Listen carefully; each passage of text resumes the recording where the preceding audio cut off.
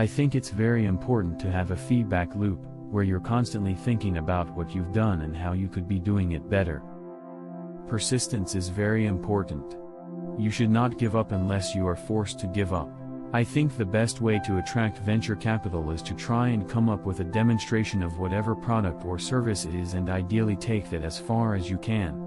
Just see if you can sell that to real customers and start generating some momentum. The further along you can get with that, the more likely you are to get funding. It's okay to have your eggs in one basket as long as you control what happens to that basket. If you're trying to create a company, it's like baking a cake. You have to have all the ingredients in the right proportion. I always have optimism, but I'm realistic. It was not with the expectation of great success that I started Tesla or SpaceX. It's just that I thought they were important enough to do anyway. If something is important enough, even if the odds are against you, you should still do it. Really pay attention to negative feedback and solicit it, particularly from friends.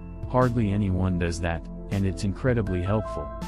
When something is important enough, you do it even if the odds are not in your favor. I think that's the single best piece of advice. Constantly think about how you could be doing things better and questioning yourself.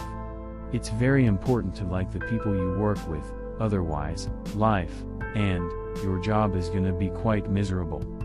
You have to be pretty driven to make it happen. Otherwise, you will just make yourself miserable.